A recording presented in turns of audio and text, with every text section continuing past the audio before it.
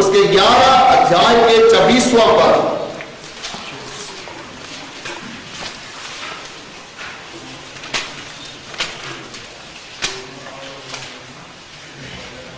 അവർ ഒരു സംവത്സരം മുഴുവൻ സഭായോഗങ്ങളിൽ കൂടുകയും ബഹിരത്തെ ഉപദേശിക്കുകയും ചെയ്തു. ആദ്യം അന്ത്യോക്യയിൽ വെച്ച് ശിഷ്യന്മാർക്ക് ക്രിസ്ത്യാനികൾ എന്ന പേരുണ്ടായി. जब वह उससे मिला तो उसे अंत्योक्या लाया और ऐसा हुआ कि वे एक वर्ष कलीसिया के साथ मिलते और बहुत लोगों को उपदेश देते रहे और चेले सबसे पहले अंत्योक्या में मसीही कहलाया। അന്ത്യോക്യയിൽ വെച്ച് ആദ്യമായി ശിഷ്യന്മാർക്ക് ക്രിസ്ത്യാനികൾ എന്ന പേരുണ്ടായി. अंत्योक्या में पहली बार यीशु मसीह के शिष्यों को मसीही कहलाया गया। ഞങ്ങളുടെ കേരളത്തിലെല്ലാം ക്രിസ്ത്യാനികൾ ധാരാളമുണ്ട്. हमारे केरला में मसीह लोग बहुत है, എന്നാൽ അവരെല്ലാവരും യഥാർത്ഥമായ ക്രിസ്ത്യാനികളല്ല എന്ന് ദൈവവചനം പഠിക്കുമ്പോൾ നമുക്ക് മനസ്സിലാക്കുവാനായിട്ട് കഴിയും. लेकिन परमेश्वर का वचन को सीखने से एक बात समझ में आया है कि उनमें से सारे लोग सच्चा मसीही नहीं है।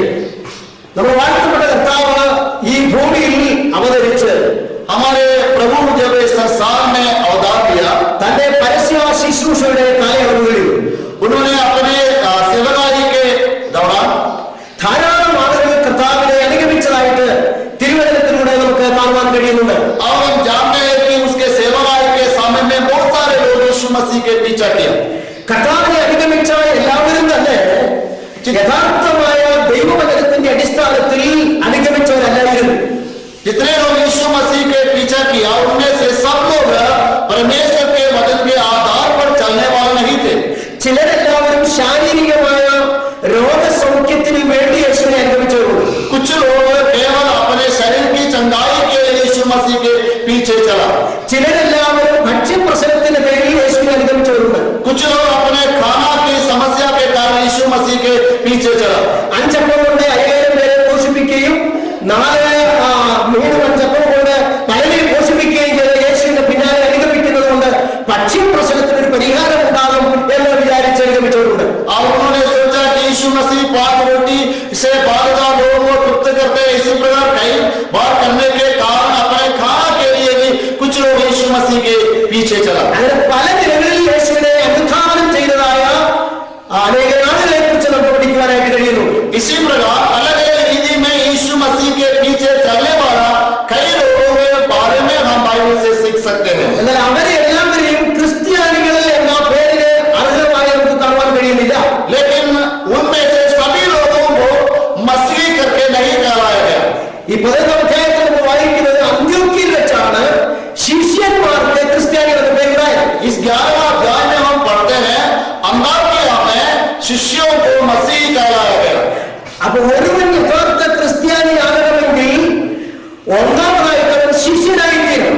सो इसलिए एक व्यक्ति एक सच्चा मसीह बनने के लिए पहले बार शिष्य या चेला बनना चाहिए। യഥാർത്ഥ ക്രിസ്ത്യാനിത്വം അഥവാ ശിഷ്യത്വം എന്ന വിഷയത്തെ കുറിച്ച് അല്പസമയത്ത് നിങ്ങളോട് പങ്കുവയ്ക്കുവാനായിട്ട് ഞാൻ താല്പര്യപ്പെടുകയാണ്. सच्चा मसीहत या वास्तव में जो शिष्यता है उसके बारे में मैं कुछ बातें आपसे करना चाहता हूँ। നാം എല്ലാവരും കാലാകാലങ്ങളിലായി യേശുവിന്റെ ശിഷ്യന്മാരായി തീർന്നവരാണ്. हम सब अलग अलग समय में से होकर यीशु मसीह के चेले बन चुके हैं। ഇന്ത്യയിലെ പ്രഥമ തത്വചിന്തകനായിരുന്ന ഡോക്ടർ രാധാകൃഷ്ണന്റെ അടുക്കൽ भारत के पहला दार्शनिक जो डॉक्टर राधाकृष्ण है उसके पास അദ്ദേഹത്തിന്റെ അനുജൻ വന്നിട്ട് പറഞ്ഞു,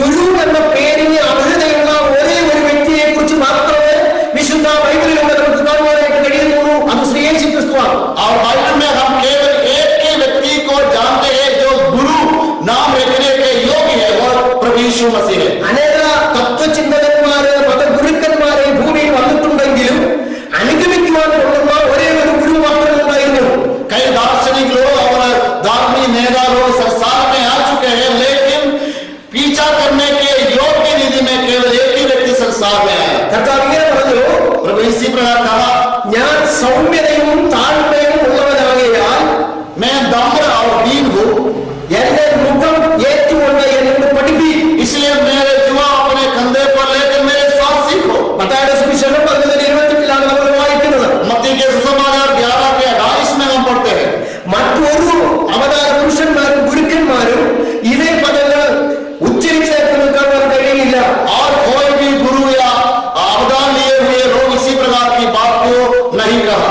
അത് മാത്രമല്ല, केवल वो नहीं, അപ്പോസ്തലനായ പൗലോസ് ഫിലിപ്പിയരുടെ 2-ാം അധ്യായത്തിന്റെ 5-ാം വാക്യത്തിൽ ഇങ്ങനെ പറയുന്നു, प्रेरित पौलुस फिलिप्पियों की पत्री 2 अध्याय के 5वां पद में कहते हैं, ക്രിസ്തുയേശുവിനുള്ള ഭാവം തന്നെ നിങ്ങളിലും ഉണ്ടായിരിക്കട്ടെ.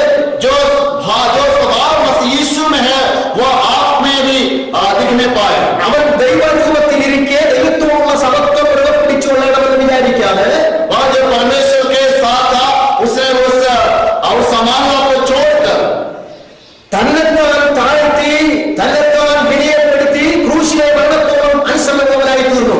अपने आप को नम्र करके अपने आप को छोड़कर परमेश्वर का आज्ञाकारी बना क्रूस के मौत तक। സർവ്വത്തിന്റെയും സൃഷ്ടിതാവായിരിക്കുന്ന സർവശക്തനായ ദൈവം सृष्टिकर्ता परमेश्वर जो सर्वशक्तिमान है, സർവ്വ സൃഷ്ടിജാലങ്ങളെയും സസ്യജാലങ്ങളെയും ഭൂമിയിലുള്ള സകലത്തെയും സൃഷ്ടിച്ച വാക്കിനാൽ ഉളവാക്കിയ वही परमेश्वर जो हर एक चीजों को हम देखते हैं उसे अपने मुंह के कहने के द्वारा सृष्टि किया। ദൈവം തമ്പുരാൻ നമ്മെ പാപികളായിരിക്കുന്ന മാനവജാതിയെ രക്ഷിക്കേണ്ടതിന് വേണ്ടി और वही परमेश्वर हम लोग जो पापी हैं हमें बचाने के लिए ഏറ്റവും ചുരുങ്ങി ഈ താണലോകത്തിലേക്ക് വന്ന് अपने आप को शुद्ध करते हुए इस संसार में आए। ഒരു സ്ത്രീയുടെ ഉദരത്തിൽ ഉരുവാകിയ മുതൽ ലോകത്തിലെ ഏറ്റവും വലിയ അത്ഭുതമാണ്. और एक स्त्री के पेट के अंदर जन्म लिया हुआ संसार में सबसे बड़े चमत्कार है। ലോകത്തിൽ അനേക അത്ഭുതങ്ങളെ കുറിച്ച് ചരിത്രത്തിൽ കൂടെ നാം പഠിക്കുന്നുണ്ട്. संसार के बहुत बड़े बड़े चमत्कारों के बारे में हम इतिहास के द्वारा पढ़ते हैं, എന്നാൽ വളരെ വ്യക്തമായി ഞാൻ നിങ്ങളോട് പറയട്ടെ, लेकिन मैं आपसे एक बात बताऊं, ശലോമോൻ ഇങ്ങനെ പറയുന്നുണ്ട്, सुलेमान इसी प्रकार कहते हैं, മനോഹരമായ ദേവാലയം പണിതിട്ട് പറയുകയാണ്, उन्होंने एक सुंदर मंदिर को बनाने के बाद कहा, സ്വർഗത്തിലും സ്വർഗാദി സ്വർഗത്തിലും അടങ്ങാത്തവനായ ദൈവം ഞാൻ പണിതതായ ആലയത്തിനുള്ളിൽ എങ്ങനെ വാസം ചെയ്യും? और उस परमेश्वर जो स्वर्ग में समा नहीं सकता और उस परमेश्वर इस मंदिर में कैसा समा जाएगा जिसे मैं अपने हाथों से बनाया। സ്വർഗം ഭൂമി പാതാളം പ്രപഞ്ചം മുഴുവൻ നിറഞ്ഞിരിക്കുന്ന സർവശക്തനായ സർവവ്യാപിയായ ഈ ദൈവം ഞാൻ പണിതിരിക്കുന്ന മനോഹരമായ ദേവാലയത്തിൽ എങ്ങനെ വാസം ചെയ്യും? ऐसा परमेश्वर जो स्वर्ग पृथ्वी और अधोलोक सारे भरा हुआ है, सर्वशक्तिमान और सर्वव्यापी परमेश्वर उस मंदिर जो मैं अपने हाथों से बनाया है उसके अंदर कैसे वास कर सकेगा? വിശുദ്ധ വേദഗ്രന്ഥത്തിൽ യോഹന്നാന്റെ സുവിശേഷത്തിൽ നാം ഇങ്ങനെ വായിക്കുന്നു, 46 വർഷം കൊണ്ട് മനോഹരമായി പണിത ദേവാലയം. और पवित्र बाइबल के यूहन्ना के समाचार में हम पढ़ते हैं कि वो मंदिर को 46 साल लेकर इतने सुंदर रूप में बनाया। എന്നാൽ ചരിത്രം വ്യക്തമായി പഠിക്കുമ്പോൾ 46 വർഷമല്ല, അതിനേക്കാൾ ഉപരി ഏതാണ്ട് 83 വർഷത്തോളം ആ യെരൂശലേം ദേവാലയത്തിൽ പണി നടന്നതാണ് ചരിത്രം പറയുന്നത്. लेकिन हम इतिहास को जो पढ़ते हैं, इतिहास हमें सिखाते 46 साल नहीं, लगभग 80 साल से ज्यादा इसके काम को पूरा करने के लिए लग गया था। BC 19 ഹെരോദാവിന്റെ കാലത്താണ് ആ ദേവാലയം പുതുക്കി പണിയാനായിട്ട് ആരംഭിച്ചത്. BC 19 में हेरोदास के समय में इस मंदिर को मरम्मत करने लगा। ഏതാണ്ട് AD 64 വരെയും അതിന്റെ പണി തുടർന്നുകൊണ്ടേയിരുന്നത് പറയപ്പെടുന്നത്. और इसी प्रकार कहा जाता है लगभग AD 64 तक उसके काम चलते रहा। നമ്മുടെ വാഴ്ത്തപ്പെട്ട കർത്താവ് ഈ ഭൂമിയിൽ ആയിരുന്നപ്പോൾ जब हमारे प्रभु सामने थे, തന്റെ ശിഷ്യന്മാരെ ഒരിക്കലെങ്കിലും പറഞ്ഞു, अपने शिष्यों में से एक इसी प्रकार कहा, പണി എത്ര മനോഹരമായിരിക്കുന്നതിന് കല്ലുകൾ എത്ര വിചിത്രമായിരിക്കുന്നത് പറയുകയുണ്ടായി. गुरु आप जब देखिए ये मंदिर कितना सुंदर है और इसके एक पत्थर कितना अच्छी रीति से बनाया हुआ है। വാഴ്ത്തപ്പെട്ട കർത്താവ് ഇങ്ങനെ പറഞ്ഞു, ഇത് കല്ലിന്മേൽ കല്ല് ശേഷിക്കാൻ और प्रभु इसी प्रकार कहा ये ऐसे टूट जाएगा, इसमें पत्थर के ऊपर पत्थर नहीं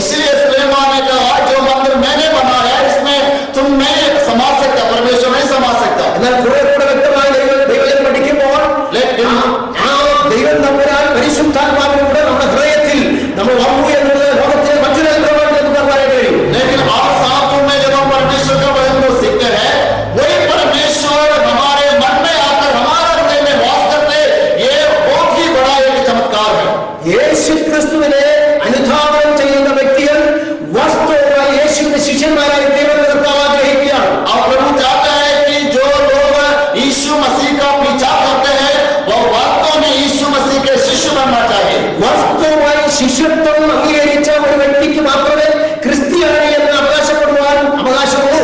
वास्तव में एक व्यक्ति जो शिष्य बनने का उसके लिए तैयार हुआ है वही कह सकते कि मैं मसीह हूँ. അപ്പൊ യഥാർത്ഥമായ ക്രിസ്ത്യാനിത്വം എന്ന് പറയുന്നത് യഥാർത്ഥമായ ശിഷ്യത്വം സ്വീകരിച്ച ഒരു വ്യക്തിക്ക് മാത്രമേ പറയുവാനായിട്ട് കഴിയുള്ളൂ. सो वास्तव में सचमुच में मसीहियत जो है एक व्यक्ति जिसने वास्तव में यीशु मसीह का शिष्य अपनाया वही कह सकता है कि मैं मसीह हूँ. അപ്പോ ഒരു ശിഷ്യൻ എന്ന് പറഞ്ഞാൽ ആരാണെന്ന് വിശുദ്ധ വേദഗ്രന്ഥത്തിൽ വളരെ വ്യക്തമായി നമുക്ക് മനസ്സിലാക്കാൻ കഴിയും. तो इसलिए बाइबल हमें सिखाता है कि एक शिष्य कौन है. ലൂക്കോസിന്റെ സുവിശേഷം 14-ാം അധ്യായത്തിന്റെ 26-ാം വാക്യത്തിൽ ഏറ്റവും സർവപ്രധാനമായ ചില കാര്യങ്ങൾ കർത്താവ് ആ ശിഷ്യന്മാരോട് പറയുന്നതായിട്ട് നമുക്ക് കാണാൻ കഴിയും. ലൂക്കോസ് 1:26 लूकास की सुसमाचार 1:26 14वां अध्याय और उसके 26वां पद. लूका 14 और उसके 26. यदि कोई मेरे पास आए और अपने पिता और माता और पत्नी और बच्चों और भाइयों और बहनों वरन अपने प्राण को भी अपनी ना जाने तो वह मेरा चेला नहीं हो सकता. എന്റെ അടുക്കൽ വരികയും അപ്പനെയും അമ്മയെയും ഭാര്യയും മക്കളെയും സഹോദരന്മാരെയും സഹോദരികളെയും സ്വന്തം ജീവനെയും കൂടെ പകയ്ക്കാതിരിക്കുകയും ചെയ്യുന്നവന് എന്റെ ശിഷ്യനായിരിക്കാൻ കഴിയില്ല.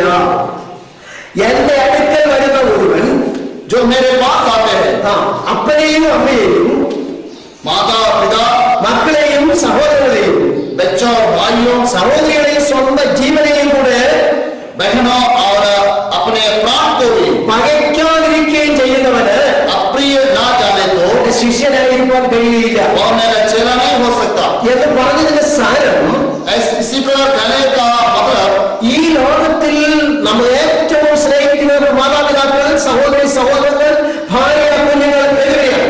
इस संसार में हम सबसे ज्यादा प्रेम करने वाला हमारे माता पिता भाई बहन बच्चे और पत्नी ऐसे लोग हैं. അവരെക്കാൾ ഉപരിയായി നമ്മുടെ കർത്താവിനെ സ്നേഹിക്കുന്നുവെങ്കിൽ മാത്രമേ യേശുവിന്റെ വാസ്തവമായ ഒരു ശിഷ്യനായിരിക്കാൻ നമുക്ക് അർഹതയുള്ളൂ. यदि हम यीशु मसीह के एक सच्चा शिष्य बनना है तो इन लोगों से बढ़कर प्रभु यीशु मसीह से प्रेम करना चाहिए. അപ്പോൾ ബന്ധുമിത്രാദികളെയും ചാർച്ചക്കാരെയും ഒക്കെയും ഉപയോഗിക്കണമെന്നല്ല പറഞ്ഞതിന്റെ അർത്ഥം അവരെക്കാൾ എല്ലാവരെക്കാളും ഏറ്റവും ശ്രേഷ്ഠമായി നമ്മുടെ കർത്താവിനെ നാം സ്നേഹിക്കണം. यहाँ करने का मतलब ये नहीं है कि माँ बाप भाई बहन सारे रिश्तेदारों को त्याग करना, परंतु उसका मतलब ये है कि उससे बढ़कर प्रभु यीशु मसीह से प्रेम करना है. പാപത്തിന്റെ അധീനതയിൽ കിടന്ന നരകയോഗ്യരായിരുന്ന നമ്മെ അതിൽ നിന്ന് വിടുവിപ്പാൻ തന്റെ തിരുരക്തം നമുക്ക് വേണ്ടി ഊറ്റി തന്ന നമ്മുടെ യേശുവിനെ മറ്റെല്ലാത്തിനേക്കാൾ നാം സ്നേഹിക്കുന്നെങ്കിൽ മാത്രമേ നമുക്കൊരു ശിഷ്യനായിരിക്കാനായിട്ട് കഴിയൂ. हम लोग जो पाप के अधीन में थे, नरक की ओर जाने वाले थे, हमें बचाने के लिए जिस प्रभु ने अपने खून का अंतिम बूंद तक बहाया है उससे हम बाकी सारे लोगों से बढ़कर प्रेम करेगा तब हम उसके शिष्य बन सकते हैं. ഇന്നലെ വാഹനത്തിൽ ഞങ്ങൾ യാത്ര ചെയ്യുമ്പോൾ कल जब हम गाड़ी में सफर कर रहे थे നമ്മുടെ ഫിലിപ്പ് സാറ് ഒരു സാക്ഷ്യം പറയുകയുണ്ടായി. हमारे फिलिप साहब एक गवाही बताया. തന്റെ ബൈബിൾ സ്കൂൾ പഠനം ഗ്രാജുവേഷൻ കഴിഞ്ഞ ശേഷം अपने बाइबल स्कूल के पढ़ाई ग्रेजुएशन के बाद തന്റെ പ്രവർത്തന മേഖലയായി ഹിമാചൽ തെരഞ്ഞെടുക്കുവാനുണ്ടായ സാഹചര്യങ്ങളെ കുറിച്ചും ഒക്കെ ഞങ്ങളുടെ അല്പസമയം സാക്ഷ്യമായി പറയുകയുണ്ടായി. और उसने अपने सेवाई के क्षेत्र के रूप में हिमाचल को चुनने का कारण के बारे में गवाही के रूप में कुछ बातें हमें बताया. താൻ സൈക്കിൾ ചവിട്ടി സഞ്ചരിച്ച വിധങ്ങളും और उसने किसी प्रकार साइकिल में सफर करते रहा और उसके बारे में ഭക്ഷണം കഴിക്കാനായിട്ട് പൈസ ഇല്ലാതിരുന്നതായ സാഹചര്യമൊക്കെ താൻ പ്രസ്താവിച്ചപ്പോൾ ऐसे समय के बारे में जो बताया कि खाना खाने के लिए भी पैसा नहीं थे അറിയാതെ എന്റെ കണ്ണിൽ കൂടെ കടന്നേ വരികയുണ്ട്. और उसको सुनते मेरा आंखों से आंसू आने लगा. അദ്ദേഹത്തിന്റെ മാതാവും പിതാവും ഒക്കെ എന്റെ സഭയിലെ മെമ്പേഴ്സാണ്. और उसके माता और पिता मेरे कलीसिया के सदस्य है. ഒരു പക്ഷേ ഇദ്ദേഹം ഇവിടെ അനുഭവിച്ചതായ ത്യാഗങ്ങളെ കുറിച്ച് മാതാവും പിതാവ് അറിഞ്ഞിട്ടുണ്ടായിരിക്കാൻ നിവൃത്തിയില്ല. हो सकता है कि इसके बारे में यहाँ उन्होंने जितने दुख उड़ाया उसके बारे में उनके माँ बाप नहीं जानते होंगे. കാരണം അവരൊക്കെ സാമ്പത്തികമായി നല്ല ഒരു ഫാമിലിയാണ്. क्योंकि उनके परिवार जो है वो आर्थिक स्थिति में बहुत अच्छे दर्जे में है ആ ഭവനത്തിലെ ഏറ്റവും ഇളയ മകനാണ്. और उस परिवार के सबसे छोटा बेटा है. ഈ സുവിശേഷത്തിന് വേണ്ടി ഇവിടെ വന്ന് ഇത്രത്തോളം ത്യാഗം സഹിച്ചു എന്ന് ആ പിതാവ് അറിഞ്ഞിട്ടുണ്ടെന്ന് എനിക്ക് തോന്നുന്നില്ല. और मुझे मालूम नहीं है कि शायद उस पिता ने इस बात को नहीं जाना हुआ कि उसके बेटा इधर आकर सेवा करने के लिए इतना दुख उड़ाया. നിശ്ചയമായും പിതാവ് അറിഞ്ഞിരുന്നെങ്കിൽ മകനെ നീ ഇവിടെ വന്ന് എന്നോടുകൂടെ ജീവിച്ച് സുഖമായ ഭക്ഷണം കഴിച്ച് ഇവിടെ എവിടെയെങ്കിലും കേരള നാട്ടിൽ സുവിശേഷം അറിയിച്ചാൽ മതി എന്ന് പറയുമായിരുന്നു. यदि वास्तव में उसके पिता इस बात को जानता होता तो उसे बुला लेता और कह देता कि बेटा इधर आओ, इधर कुछ काम करके यहाँ से लगाई करो. എന്നാൽ കർത്താവിനോടുള്ള സ്നേഹം മുഖാന്തരമായിട്ട് തന്നെ രക്ഷിച്ച യേശുവിന് വേണ്ടി സുവിശേഷത്തിന് വേണ്ടി ത്യാഗം സഹിക്കുവാനായിട്ട് ആ യുവ സഹോദരൻ കഴിച്ച പാടുകളെ കുറിച്ച് ഓർത്തപ്പോൾ എന്റെ ഹൃദയം നന്ദിയാൽ വരികയും ഞാൻ കണ്ണുനീർ തൂക്കുകയും ചെയ്തു. लेकिन जिस प्रभु ने उसे बनाया उसके लिए सेवाएं करने के लिए इस नौजवान कितने दुखों को उड़ाया उसके बारे में सुन दे मेरा मन परमेश्वर के धन्यवाद से भर गया. അതാണ് യഥാർത്ഥ ശിഷ്യത്വം എന്ന് പറയുന്നത്. ये वास्तव में शिष्यता है. അപ്പനെയും അമ്മയെയും സഹോദരനെയും സഹോദരിയെയും ഒക്കെയും ഉപേക്ഷിച്ച് അല്ലെങ്കിൽ ത്യജിച്ച് കർത്താവിന്റെ വേലയ്ക്ക് വേണ്ടി സമർപ്പിക്കപ്പെട്ട യഥാർത്ഥ ശിഷ്യത്വം അതാണ്. माँ बाप और भाई बहन सबको छोड़कर परमेश्वर की सेवाओं के लिए समर्पण, ये सच्चे शिष्यता है. മത്തായിയുടെ സുവിശേഷം 14 അധ്യായത്തിന്റെ 24 വാക്യം നാം വായിക്കുമ്പോൾ मत्ती के सुसमाचार उसके 16 अध्याय के 24वां पद को पढ़ते हैं കുറെ കൂടെ വ്യക്തമായി മറ്റൊരു കാര്യം നമുക്ക് കാണുവാനായിട്ട് കഴിയും. और उस आत्मा में हम एक बात को देख सकते हैं. मत्ती के सुसमाचार उसके 16 अध्याय और उसके 24 ഒരുത്തനെ ഇച്ഛിച്ചാൽ തന്നെ ത്യജിച്ച് തന്റെ ക്രൂശൻ തന്നെ അനുഗമിക്കട്ടെ. यदि कोई मेरे पीछे आना चाहे तो अपने आप का इनकार करे और अपना क्रूस उठाए और मेरे पीछे बोले. യഥാർത്ഥ ശിഷ്യനാകുവാൻ ഒരാൾ താല്പര്യപ്പെട്ടാൽ അപ്പനെയും അമ്മയെയും സഹോദരനെയും സഹോദരിയെയും മാത്രമല്ല തന്നെത്താൻ ത്യജിക്കണം, തന്നെ താൻ ത്യജിക്കണം. यदि एक व्यक्ति एक सच्चा शिष्य बनने के लिए चाहता है तो केवल माता पिता भाई बहन और अपने परिवार के लोग नहीं परंतु अपने आप को भी इनकार करना चाहिए. ത്യജിക്കുക എന്ന് പറഞ്ഞാൽ ചില വസ്തുതകൾ നമുക്ക് ത്യജിക്കുവാനായിട്ട് കഴിയും. इनकार करना ऐसा कहने से कुछ चीजों में कुछ सामान को हम त्याग सकते हैं, छोड़ सकते हैं. നമുക്ക് ഇഷ്ടമില്ലാത്ത ഭക്ഷണമോ വസ്ത്രമോ അങ്ങനെയുള്ള ഏതെങ്കിലും നമുക്ക് ത്യജിക്കുവാനായിട്ട് കഴിയും. कुछ खाने की चीज या कुछ कपड़ा जिसे हम पसंद नहीं करते उसे हम त्याग सकते हैं, उसे छोड़ सकते हैं. എന്നാൽ നമ്മുടെ ജീവനെ കൂടെ പാലിക്കുക എന്ന് പറഞ്ഞാൽ അത് സാധാരണ എല്ലാവർക്കും ചെയ്യാൻ കഴിയുന്നതല്ല. लेकिन अपने आप को त्याग देना या अपने प्राण को त्याग देना ये साधारण रीति में सब लोग नहीं कर सकते. അതുകൊണ്ടാണ് ഒരു സ്നേഹം പറഞ്ഞത് ഞാൻ എന്റെ പ്രാണനെ വിലയേറിയതായി എണ്ണുന്നില്ല. इसलिए प्रेम पौलुस ने कहा कि मैं अपने प्राण को बहुमूल्य नहीं समझता.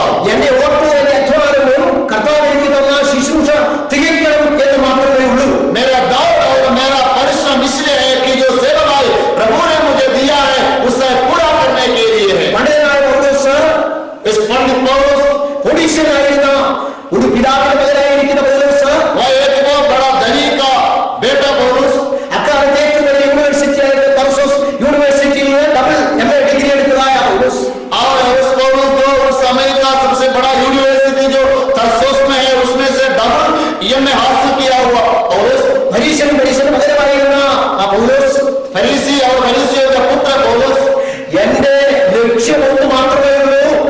और कहते मेरा केवल एक लक्ष्य है കർത്താവ് എനിക്ക് തന്ന ശുശ്രൂഷ ഗ്രഹിക്കണമെന്ന് മാത്രമേ ഉള്ളൂ. जो सेवाएं प्रभु ने मुझे दिया है उसे पूरा करना है. അതുകൊണ്ട് ഞാൻ എന്റെ പ്രാണനെ വിലയേറിയതായി എണ്ണുന്നില്ല. इसलिए मैं मेरा प्राण को बहुमूल्य नहीं समझता हूँ.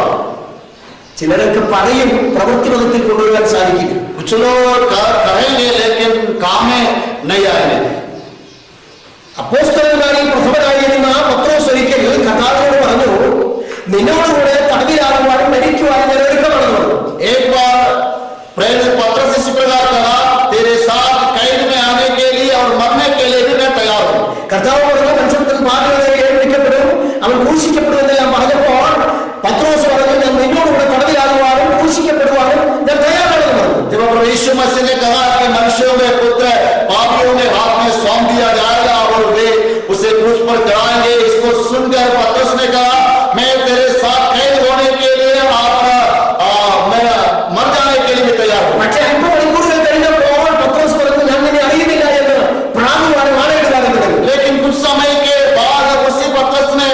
यीशु मसीह के बारे में कहा कि मैं उसे नहीं जानता हूँ। ചിലരെല്ലാം ശിശുത്വത്തിന്റെ തീരുമാനം ഇങ്ങനെയുള്ളൂ, താൽക്കാലികമായ ചില കാര്യസാധ്യത്തിന് വേണ്ടി പലതും പറയും. പക്ഷേ കഷ്ടതയുടെ പരിശോധനയുടെ അവസരങ്ങൾ വരുമ്പോൾ തള്ളിപ്പറയുകയും ചെയ്യും. कुछ लोगों का जीवन में शिष्यता के बारे में इसी प्रकार के निर्णय होते हैं। वो कुछ समय के लिए जीवन में कोई समस्या आता है या परिस्थिति बदल जाते हैं, तब वह सारे बातों को छोड़ देते हैं। യഥാർത്ഥ ക്രിസ്തീയ ശിഷ്യത്തിന് കഷ്ടതയുണ്ട്, കഠിനമായ പരിശോധനയുണ്ട് എന്ന് തിരുവനന്തപുരത്തിൽ കൂടെ നമുക്ക് മനസ്സിലാക്കുവാനായിട്ട് കഴിയും. और हम बाइबल से इस बात को जान सकते हैं कि सच्ची शिष्यता में परीक्षाएं है और उसमें दुख और तकलीफ भी है। അതുകൊണ്ടാണ് പത്രോസ് അപ്പോസ്തലൻ പറഞ്ഞത്, ക്രിസ്ത്യാനിയായിട്ട് കഷ്ടം സഹിക്കേണ്ടി വന്നാൽ ലജ്ജിക്കരുത്. इसलिए पौलुस कहते हैं कि मसीह होकर दुख उड़ाना पड़ेगा, कभी भी लज्जित नहीं होना। പരിശുദ്ധാത്മാംശം പ്രാപിച്ച ശേഷം തള്ളിപ്പറഞ്ഞ പത്രോസ് ധീരതയോടെ കർത്താവിന് വേണ്ടി സാക്ഷ്യം പറഞ്ഞതായിട്ട് നമുക്ക് കാണുവാനായിട്ട് കഴിയും. और हम देखते हैं कि जिस पत्रस यीशु मसीह को इनकार किया था, वह पवित्र आत्मा के अभिषेक को पाने के बाद बड़े हिम्मत के साथ यीशु मसीह का गवाही दिया। സുവിശേഷ മുഖാന്തരമായിട്ട് പത്രോസ് കാരാഗൃഹത്തിൽ കിടന്നതായിട്ടും ദൂതനോട് വിടുവിച്ചതായിട്ട് നമ്മൾ പിന്നീട് വായിക്കുന്നുണ്ട്. और हम बाइबल में पढ़ते हैं कि सुसमाचार के कारण इस पत्रस जेल में गया और दूध आकर उसे वहां से छुड़ा लिया। യഥാർത്ഥ ശിഷ്യത്വത്തിന്റെ പിന്നിൽ വളരെയധികം കഷ്ടതകളും പോരാട്ടങ്ങളും പരിശോധനകളും ഉണ്ടായിരുന്ന ദൈവം നമ്മെ പഠിപ്പിക്കുന്നു. परमेश्वर के वचन में सिखाते हैं कि सच्ची शिष्यता के पीछे कई प्रकार की तकलीफ है और कई प्रकार की संघर्ष है। മറ്റൊന്ന് യോഹന്നാന്റെ സുവിശേഷം 13-ാം അധ്യായത്തിന്റെ 34-35 വാക്യങ്ങൾ. और एक बात जो है यूहन्ना के सुसमाचार 13 अध्याय और उसके 13-34-35 उसके 13-34-35 13 अध्याय के 34 और 35। यूहन्ना के सुसमाचार 13 अध्याय 34 और 35। നിങ്ങൾ തമ്മിൽ തമ്മിൽ സ്നേഹിക്കണമെന്ന് പുതിയൊരു കൽപ്പന ഞാൻ നിങ്ങൾക്ക് തരുന്നു. ഞാൻ നിങ്ങളെ സ്നേഹിച്ചതുപോലെ നിങ്ങൾ തമ്മിൽ തമ്മിൽ സ്നേഹിക്കണം എന്ന് തന്നെ. നിങ്ങൾക്ക് തമ്മിൽ തമ്മിൽ സ്നേഹം ഉണ്ടെങ്കിൽ നിങ്ങൾ എന്റെ ശിഷ്യന്മാർ എന്ന് എല്ലാവരും അറിയും.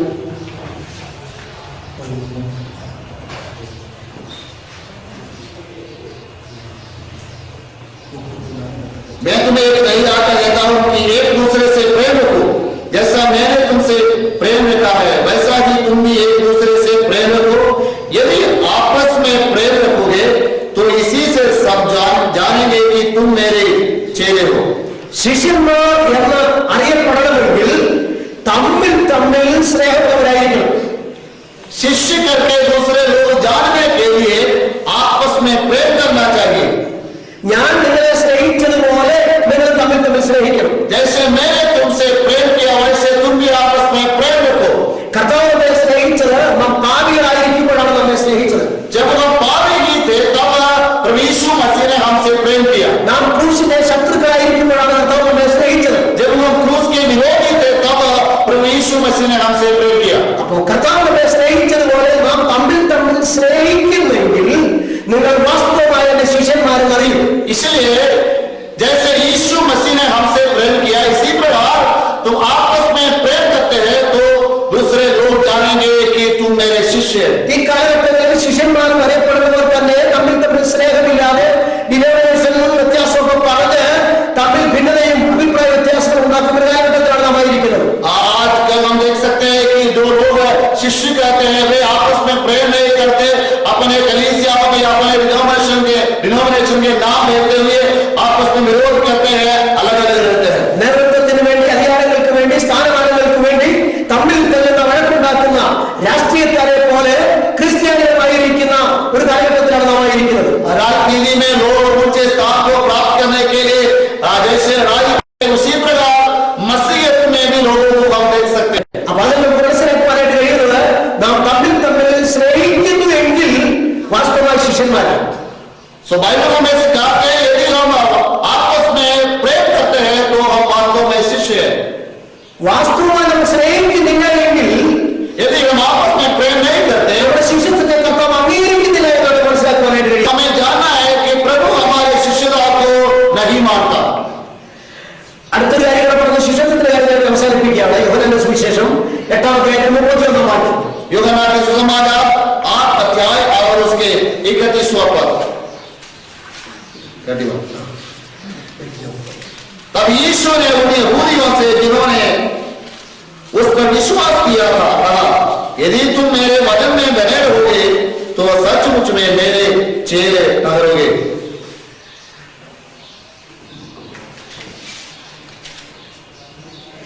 തനി വിശ്വസിച്ച യഹോവയുടെ യേശു നിങ്ങൾ വചനത്തിൽ നിലനിൽക്കുന്നു എങ്കിൽ നിങ്ങൾ വാസ്തവമായ എന്റെ ശിഷ്യന്മാരായി സത്യമറിയുകയും സത്യം നിങ്ങളെ സ്വതന്ത്രരാക്കുകയും ചെയ്യുമെന്ന് പറഞ്ഞു. तुम सत्य को जानोगे और सत्य तुम्हें स्वतंत्र करेगा. തന്നിൽ വിശ്വസിച്ച് അനുഗമിച്ച് അനുധാവനം ചെയ്ത അനേക ആളുകളുണ്ട്. और उस पर विश्वास करके पीछा करने वाले कई लोग थे. പക്ഷേ കർത്താവ് പറഞ്ഞത് എന്റെ വചനത്തിൽ നിലനിൽക്കുന്നു എങ്കിൽ, लेकिन जब यीशु मसीह ने कहा यदि तुम मेरे वचन में बने रहोगे, വചനം കേട്ടതുകൊണ്ട് മാത്രമായില്ല, केवल वचन सुनने से काम नहीं होता. കേൾക്കുന്ന മാത്രയിൽ അംഗീകരിച്ചുകൊണ്ട് മാത്രമായില്ല, जब सुनते हैं सुनने का समय में ग्रहण करने से भी कुछ नहीं होता, അവസാനത്തോളം വചനത്തിൽ നിലനിൽക്കണം. लेकिन अंतिम तक उस वचन में बने रहना चाहिए. കർത്താവ് ഒരു കാർഷിക വ്യക്തിയുടെ ഉപമ പറഞ്ഞതായിട്ട് തിരുവചനത്തിൽ സുവിശേഷത്തിൽ നമുക്ക് കാണാനായിട്ട് കഴിയുന്നു. यीशु मसीह एक किसान के बारे में दृष्टांत बताए हुए हम वचन में देख सकते हैं. അക്കാലത്ത് യഹൂദ ജനങ്ങൾ കാർഷിക മേഖലയിലുള്ള ആളുകളായിരുന്നതുകൊണ്ട് കർത്താവ് ഉദാഹരണ സഹിതമാണ് പറഞ്ഞത്. और उस समय में ज्यादातर यहूदी लोग इसी प्रकार की खेत में काम करते थे, इसीलिए उससे संबंधित उदाहरणों को यीशु मसीह ने बताया. സാധാരണ നിലവിലിരിക്കുന്ന നടപടിക്രമങ്ങളെ കുറിച്ച് പറയുന്നത് കൊണ്ട് അവർ വ്യക്തമായി മനസ്സിലാകുമെന്നുള്ളതുകൊണ്ട് आम विधि में जो बात उनके बीच में चलता था उसके बारे में बताने से वे सही से समझ सकते थे. इसलिए ഒരു വിത്തുവിതക്കാൻ പുറപ്പെട്ടു. इसलिए कहा कि एक व्यक्ति बीज बोने के लिए निकला. വിതച്ചപ്പോൾ ചിലത് വഴിയിരിക്കുന്നു, बोलते हुए कुछ बीज जो है मार्ग के किनारे में गिर पड़ा, ചിലത് മുള്ളിനിടയിൽ വീണു, कुछ कांटे वाले झाड़ियों के बीच में गिरा, ചിലത് പാറസ്ഥലത്ത് വീണു, कुछ पथरीली जमीन में गिरा ചിലത് നല്ല നിലത്ത് വീണു. और कुछ अच्छे जमीन में गिरा. ഉപമയായിട്ട് കർത്താവ് പറഞ്ഞതാണ്. दृष्टांत के रूप में यीशु मसीह ने എല്ലാവർക്കും മനസ്സിലാകത്തക്ക ഒരു ഉദാഹരണമാണ് പറഞ്ഞത്. सारे लोग समझने के लिए एक उदाहरण വിത്ത് दिया. വാരി വിതയ്ക്കുമ്പോൾ ചിലത് വഴിയിരിക്കെ വീണു, जब बीज को बो देते हैं कुछ बीज मार्ग के किनारे गिर सकते हैं, അത് മുളച്ചു വരും. वो उड़ सकते हैं, പക്ഷേ വഴിയാത്രക്കാർ ചവിട്ടി അത് നശിപ്പിച്ചു കളയും.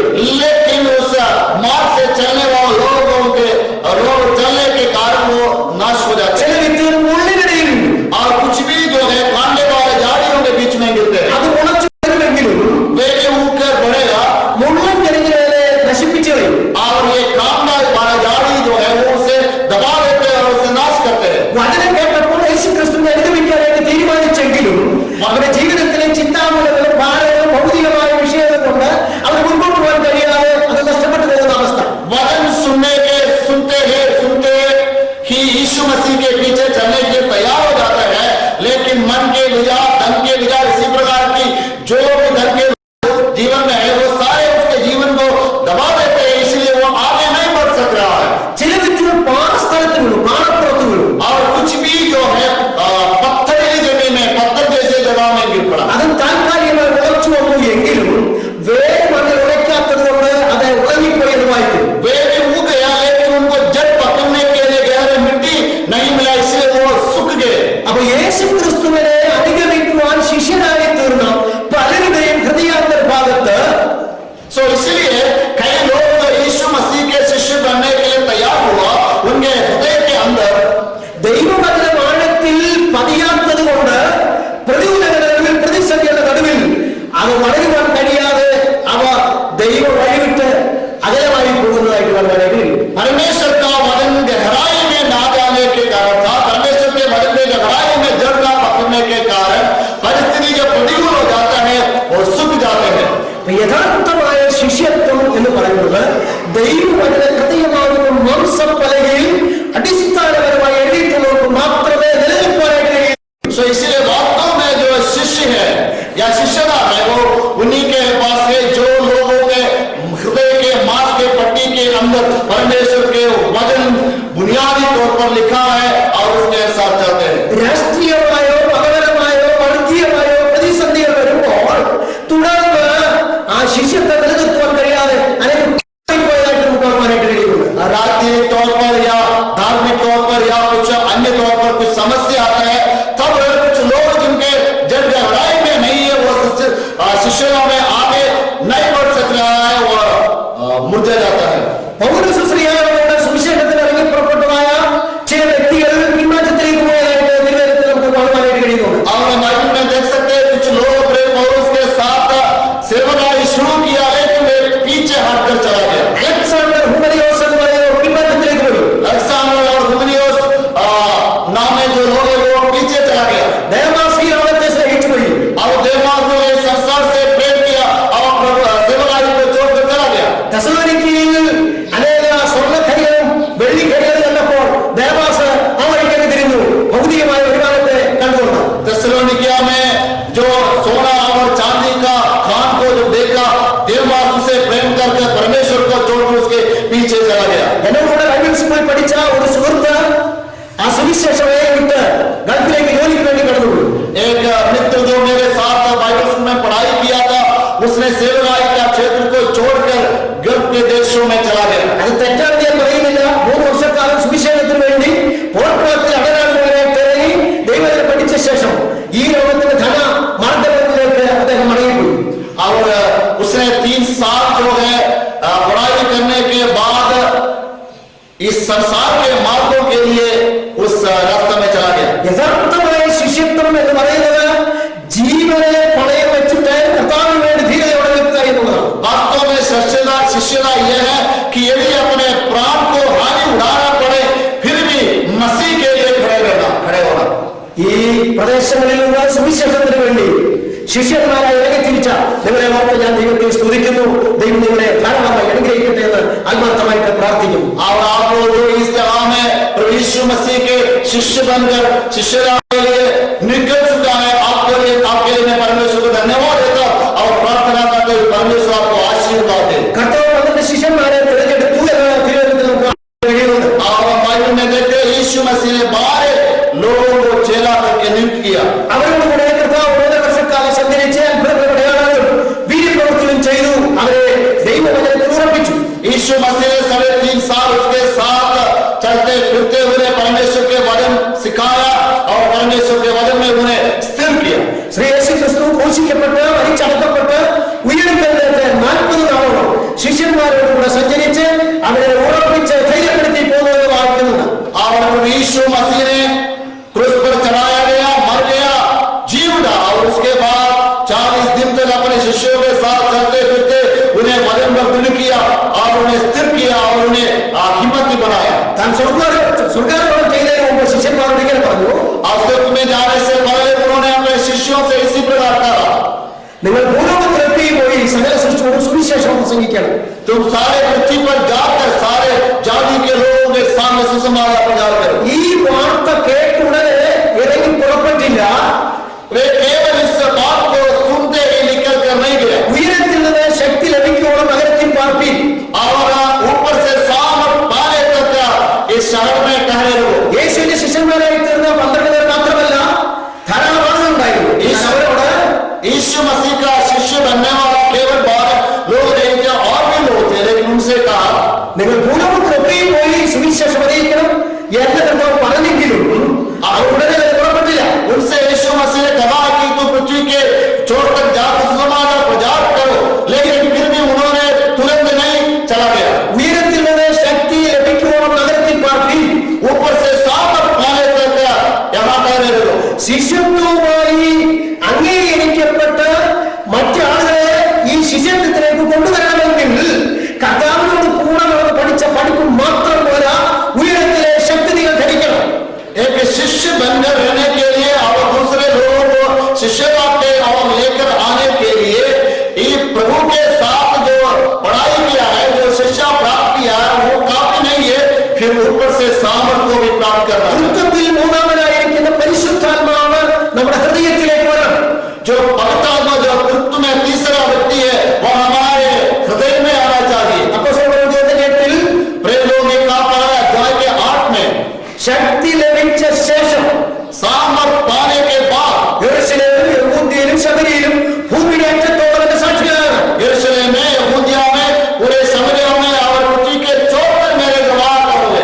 ശിഷ്യത്വം സ്വീകരിച്ച ഓരോ വ്യക്തിയും ക്രിസ്തുവിന്റെ സുവിശേഷത്തിന് സാക്ഷികളാകണമെന്ന് കർത്താവ് ആഗ്രഹിക്കുക. और प्रभु चाहता है कि एक व्यक्ति जो प्रभु का शिष्य बना है, वह सुसमाचार का गवाह बना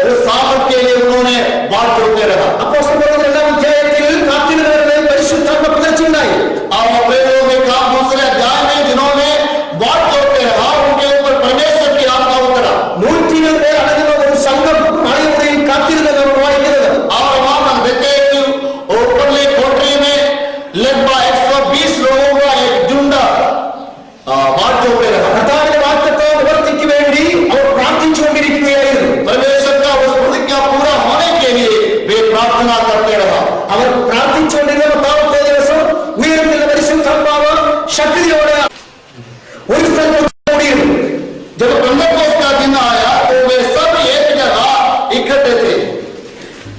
അഗ്നിജ്വാല പോലെ വേർതിരിക്കുന്ന നാവുകൾ അവർ പ്രത്യക്ഷപ്പെട്ടു.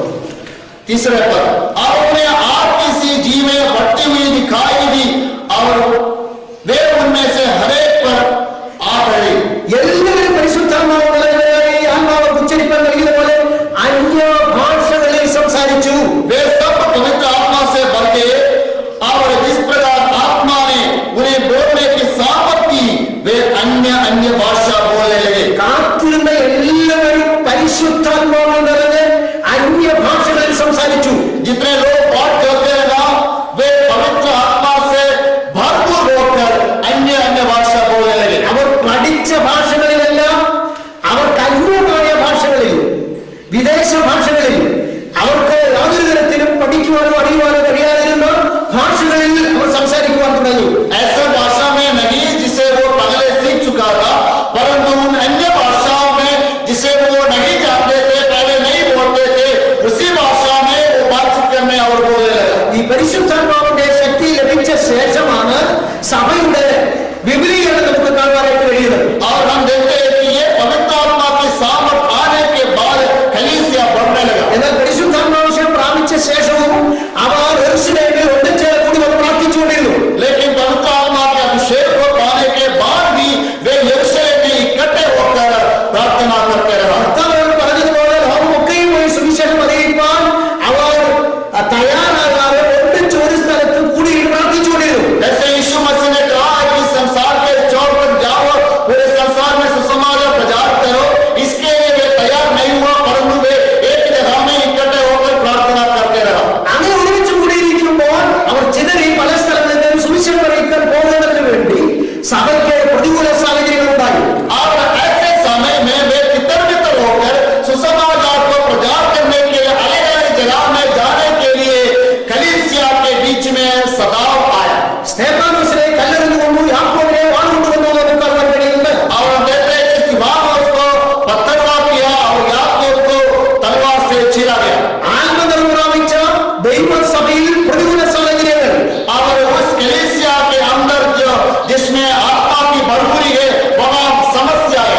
ഒന്നാം നൂറ്റാണ്ടിൽ പ്രതികൂലങ്ങൾ ഉണ്ടായെങ്കിൽ 21ാം നൂറ്റാണ്ടിൽ ക്രിസ്തീയ സഭയ്ക്ക് പ്രതികൂലങ്ങളുണ്ട്, പ്രതിസന്ധികളുണ്ട്. यदि पहले शताब्दी में प्रतिकूल परिस्थिति समस्या कलीसिया में आया है तो 21वां सदी में भी कलीसिया के बीच में समस्याएं आ सकते हैं। രാജ്യത്തിന്റെ വിവിധ ഭാഗങ്ങളിൽ ക്രിസ്തീയ സുവിശേഷകന്മാരെ മൃഗീയമായി പീഡിപ്പിക്കുകയും കൊല ചെയ്യപ്പെടുകയും ചെയ്തത് ഈ നമ്മുടെ നാട്ടിൽ തന്നെ നാം ചരിത്രത്തിലൂടെ വാർത്താമാധ്യമങ്ങളിൽ പ്രവാഹിക്കുകയുണ്ടായി. और हमारे पीढ़ी में हम अखबारों के द्वारा और दूसरे मीडिया के द्वारा जान सकते हैं कि अलग अलग जगहों में परमेश्वर के दासों को जानवरों की तरह सदा के कई लोगों को जान से भी मार दिया जाता है। ഇതെന്ത് മാത്രമല്ല ഒന്നാം നൂറ്റാണ്ടിൽ ഉണ്ടായിരുന്നു.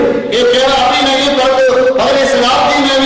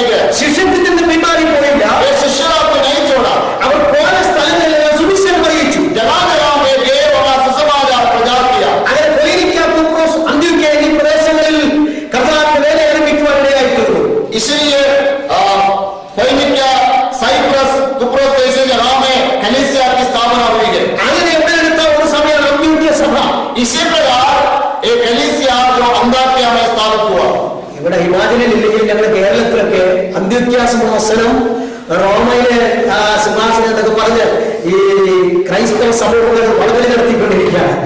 इधर तो नहीं होगा, लेकिन हमारे जो केरल में ऐसे कुछ भाग है, वे उसके बारे में अंदाजिया ऐसे कुछ ऐसे बड़े नामों को लेते हुए आपस में वो लड़ाई करते रहते हैं. അപ്പോസ്തലന്മാരിൽ ഒന്നാമനായിരുന്ന പത്രോസ് അന്ത്യോക്യയിലാണ് സിംഹാസനം വെച്ചത്, അല്ല ഇറ്റലിയിലാണ് എന്നൊക്കെ പറഞ്ഞ് ഞങ്ങളുടെ കേരളത്തിൽ വലിയ വടകല് നടന്നുകൊണ്ടിരിക്കുക. हमारे वहां लोग ऐसे लड़ाई करते हैं, लोग कहते हैं कि हमारे जो पहला प्रेमी पत्रोस जो है उसने अपने सिंहासन जो है अंदाजिया में रखा, वहां नहीं इटली में रखा. इसके इसी बातों में लेकर लोग लड़ाई करते हैं.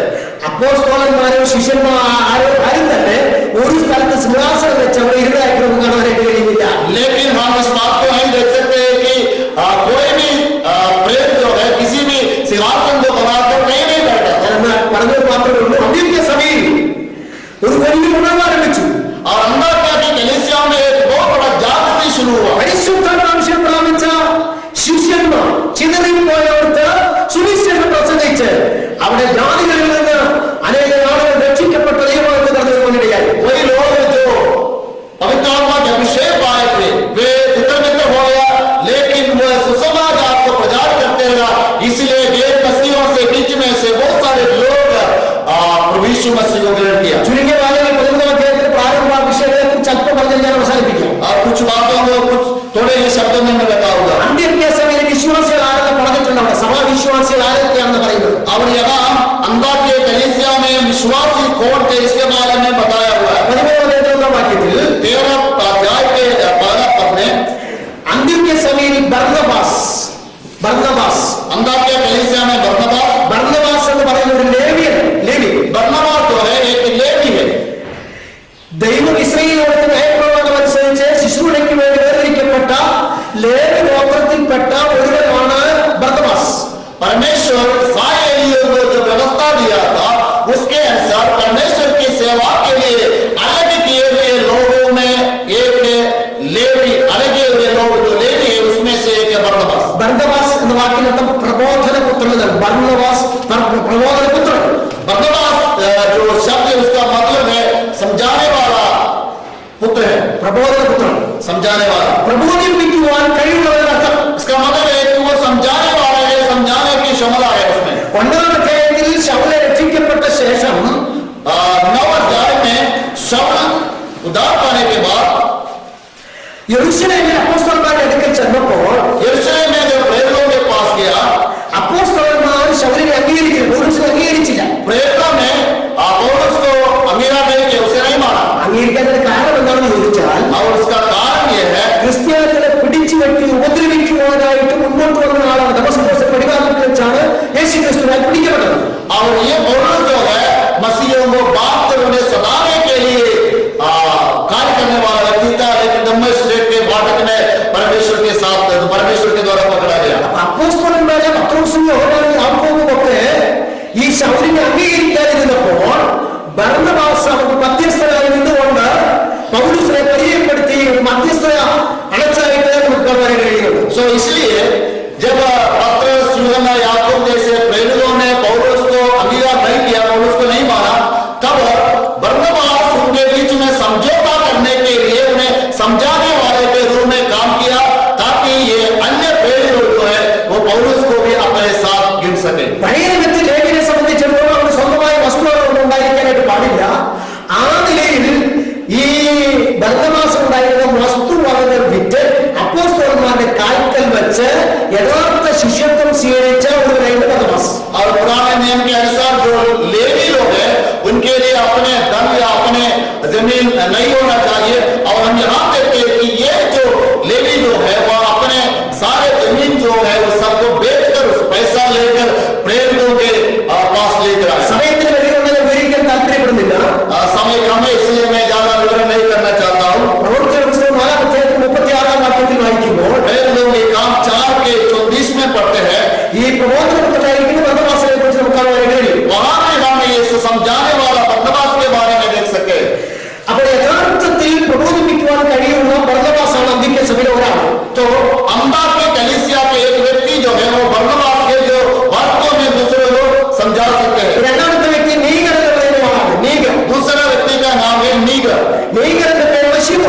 और नीगर का नाम है शिमोन। നീഗർ എന്ന വാക്കിന് അർത്ഥവർഗക്കാരനാണ്. नीगर जो शब्द है उसका मतलब है काला व्यक्ति। തികച്ചും കറുത്തവർഗക്കാരൻ ആഫ്രിക്കക്കാരനായിരിക്കുന്ന ഒരുവരാണ് നീഗർ എന്ന് പറയുന്ന ശിമോൻ. और ये नीगर जो शिमोन है वो एक काला व्यक्ति है, वो अफ्रीका के रहने वाला है। അടുത്തത് കുറേനക്കാരനായ ലുക്യോസ് ആണ്.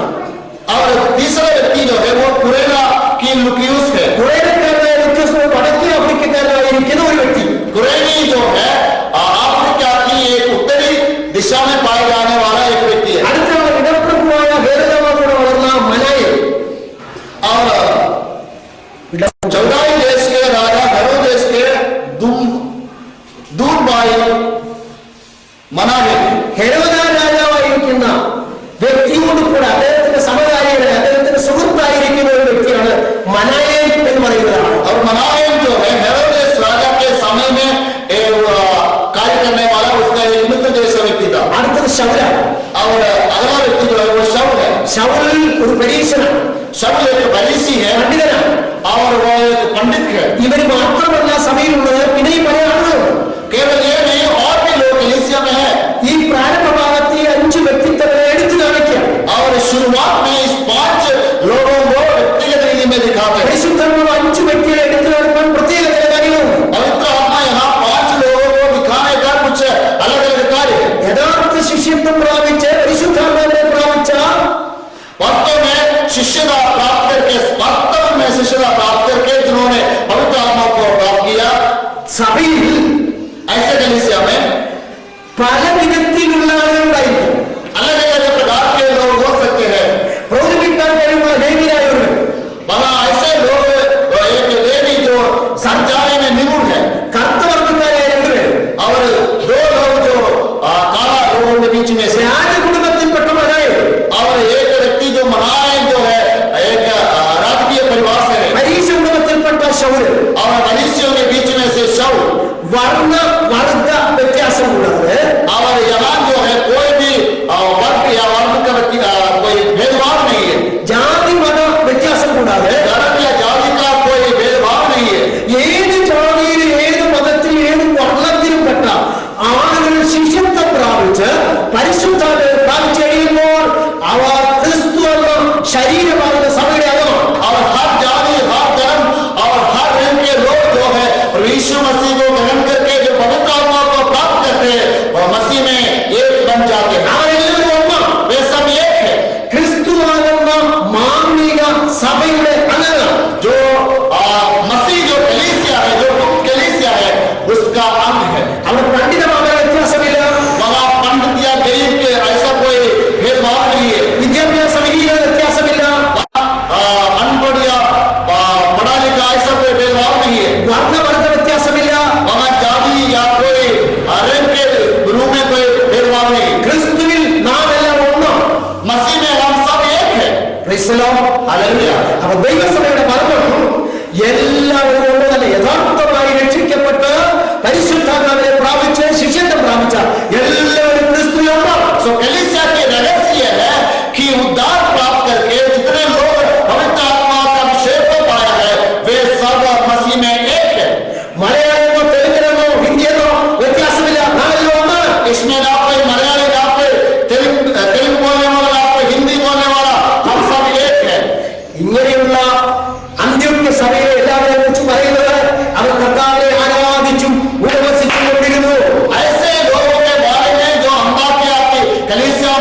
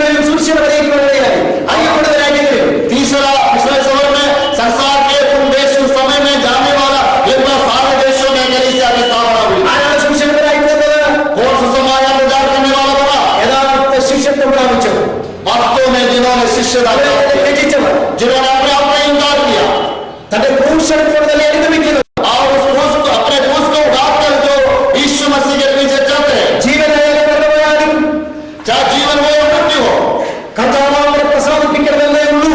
प्रभु यीशु मसीह को प्रसन्न करना है അപ്പോസ്തലൻ പൗലോസ് പറയുകയാണ് और इस कहते हैं 2 കൊരിന്ത്യർ 2:14 വാക്യത്തിൽ दूसरा पत्र 2:14 ഞങ്ങളെ എല്ലായ്പ്പോഴും ജയോത്സവമായി നടത്തുന്ന जो परमेश्वर हमें हमेशा जय में ले जाते हैं ഞങ്ങളുടെ ദൈവത്തിന് ഞങ്ങൾ ക്രിസ്തുവിന്റെ സൗജന്യവാസമാകുന്നു. और उस परमेश्वर के लिए हम एक സൗജന്യവാസം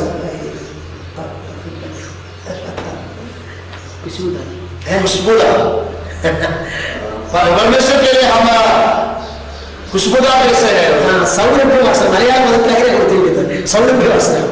ഞങ്ങളെ എല്ലായ്പ്പോഴും ക്രിസ്തുവേശുവിൽ ജയോത്സവമായി നടത്തുന്ന ദൈവക്രിസ്തുവാക്കും സൗരഭ്യവാസന നടത്തുന്നത്.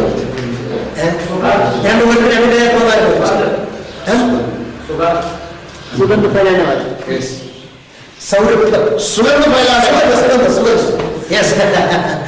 എല്ലായ്പ്പോഴും ഞങ്ങൾ സുഗന്ധം പരത്തുന്നു. हमेशा हम सुगंध फैलाने वाला है പൗലോസ് പറയുന്നു और उस कहते हैं തന്റെ മിഷണറി യാത്രയിൽ अपने मिशनरी सफर में പലവട്ടം പട്ടിണി, कई बार गरीबी पर പൈതാഹം, प्यास പുറക്കിളപ്പ്, और नींद नहीं പലവട്ടം അടികൊണ്ടു, कई बार मार खाया പലവട്ടം ജയിലിൽ അകപ്പെട്ടു, कई बार जेल में गया കള്ള സഹോദരന്മാരുടെ ആപത്ത്, और दूसरे लोग കാട്ടിലെ ആപത്ത്, जंगलों में जोखिम കായലിലെ ആപത്ത്, समुद्रों में जोखिम ഇതെല്ലാം സഹിക്കുന്ന പൗലോസ് പറയുകയാണ് और ये सारे जिस पौलुस कहते हैं वो कहते हैं എപ്പോഴും ഞങ്ങൾ ജയോത്സവമായി നടത്തുന്നുണ്ട്. हमेशा हमें जय जयकार में ले चलते हैं പ്രതികൂലങ്ങളിൽ, प्रतिकूल परिस्थिति में ഉപദ്രവങ്ങളിൽ, और विरोध में പീഡനങ്ങളിൽ, सदाओं में ജയിലിൽ അടയ്ക്കപ്പെടുമ്പോഴും कैद में ഞങ്ങളെ ജയോത്സവമായി നടത്തുന്നു. हमें जय जयकार में ले चलते हैं അതുകൊണ്ട് इसलिए രക്ഷിക്കപ്പെടുന്നവരുടെ ഇടയിലും जो उद्धार को प्राप्त करते हैं രക്ഷിക്കപ്പെടാത്തവരുടെ ഇടയിലും जो उद्धार प्राप्त नहीं करते ഞങ്ങൾ हम ദൈവത്തിന് സൗരഭ്യവാസന हम परमेश्वर का सुगंध को फैलाने वाला है സൗരഭ്യപ്പെടുത്തുന്നത് कैसे सुगंध को फैलाते हैं ജീവിതത്തിൽ കൂടെ, जी जिंदगी के द्वारा പ്രവർത്തനത്തിൽ കൂടെ, कार्यों के द्वारा സംസാരത്തിൽ കൂടെ बातचीत के द्वारा ക്രിസ്തുവിനെ വെളിപ്പെടുത്തുന്നു. प्रभु यीशु को प्रकट करते हैं അതിനാണ് പൗലോസ് വെച്ച് വർദ്ധിച്ചത്. इसके लिए परमेश्वर ने हमें ഈ സുവിശേഷം നമ്മെ ഫലമേൽപ്പിച്ചതിനാണ് सुसमाचार हमें ഏത് സാഹചര്യത്തിലും ക്രിസ്തുവിന് വേണ്ടി ധീരതയോടെ സുവിശേഷത്തിന് സാക്ഷ്യം വഹിക്കാൻ ആ കർത്താവിനെ വിളിച്ചു പറഞ്ഞു. हर परिस्थिति में हिम्मत के साथ सुसमाचार का गवाह देने के लिए परमेश्वर ने हमें बुला कर किया അതുകൊണ്ട് പൗലോസ് പറയുകയാണ് इसलिए पौलुस कहते हैं സുവിശേഷത്തെ കുറിച്ച് എനിക്ക് ലജ്ജയില്ല. मैं सुसमाचार के बारे में नहीं चाहता हूँ രക്ഷിക്കപ്പെടുന്നവരുടെയും നശിക്കുന്നവരുടെയും സുവിശേഷം അറിയിക്കാൻ ഞാൻ താല്പര്യപ്പെടുന്നു. मैं जो उद्धार को प्राप्त करते हैं और जो उद्धार को प्राप्त नहीं करते सबके बीच में सुसमाचार को प्रचार करने के लिए പൗലോസ് പറയുന്നുണ്ട് ഞാൻ യവനന്മാർക്കും യഹൂദന്മാർക്കും കടക്കാരനാണ്. കടക്കാരൻ और पौलुस इसी प्रकार कहते हैं कि मैं यहूदी और यूनानियों के लिए कर्जदार हूं। കടക്കാരൻ എന്ന് പറഞ്ഞാൽ कर्जदार का मतलब क्या है സാമ്പത്തിക വിഷയത്തിൽ 1000 രൂപ ഞാൻ നിങ്ങളോട് കടം വാങ്ങിച്ചാൽ ഞാൻ നിങ്ങളുടെ കടക്കാരനാണ്. यदि मैं आपसे 1000 रुपया कर्जा लिया है तो मैं आपका कर्जदार हूं। അപ്പൊ സുവിശേഷം അറിയിക്കുവാൻ ഞാൻ കടപ്പെട്ടവനാണ്. അറിയിക്കുന്നെങ്കിൽ ഞാൻ നിങ്ങളോട് കടക്കാരനാണ്. इसलिए मैं कर्जदार हूं। यदि मैं सुसमाचार को प्रचार नहीं करता नहीं सुनाता तो कर्ज मेरे ऊपर है। അതുകൊണ്ട് സുവിശേഷം അറിയിക്കാൻ ഞാൻ ലജ്ജിക്കുന്നില്ല. इसलिए पौलुस कहते हैं सुसमाचार को प्रचार करने से मैं नहीं ले जाता। ഈ അഭിമാനം, ഈ താല്പര്യമാണ് സുവിശേഷന്മാരെ നമ്മുടെ ഹൃദയത്തിൽ ഉണ്ടായിരിക്കുന്നത്. हमारे अंदर हम जो सुसमाचार प्रचार करने वाला है हमारे अंदर भी ये किसी प्रकार का विचार होना ഒരു चाहिए। പദപ്രധാൻ പറയുന്നുണ്ട് और एक बात कहते हैं സുവിശേഷം അറിയിക്കുന്നില്ലെങ്കിൽ यदि सुसमाचार को नहीं सुनाता हूं എനിക്ക് അയ്യോ കഷ്ടം. तो मेरे ऊपर हाय। സുവിശേഷം അറിയിക്കുന്നില്ലെങ്കിൽ यदि सुसमाचार को नहीं प्रचार करता हूं എനിക്ക് അയ്യോ കഷ്ടം. मुझ पर हाय, ഉത്തരവാദിത്വം എന്റെ മേൽ കിടക്കുന്നു. क्योंकि उत्तरदायित्व है वो मेरे ऊपर है। അതുകൊണ്ട് മാന്യ സഹോദരരെ, ദൈവം തന്നെ വിളിച്ച് വേർതിരിച്ച് ശിഷ്യന്മാരാക്കി തീർത്തതുകൊണ്ട് നിങ്ങളെല്ലാവരോടും സുവിശേഷത്തിന് സാക്ഷ്യം വഹിച്ചു. ക്രിസ്തു നല്ല പടയാളികളും നല്ല അന്തപ്രാപിക്കുക. ദൈവം നിങ്ങളെ സഹായിക്കട്ടെ എന്ന് ആശംസിച്ച് പ്രാർത്ഥിച്ചുകൊണ്ടും ഞാൻ വാക്കുകൾ വിരാമം കൊടുക്കുന്നു. ദൈവത്തിന് സ്തുതി. इसलिए प्यारे भाइयों, परमेश्वर ने आपको बुलाकर इस सेवाई के लिए नियुक्त किया है। इसलिए इस സുസമാധാനം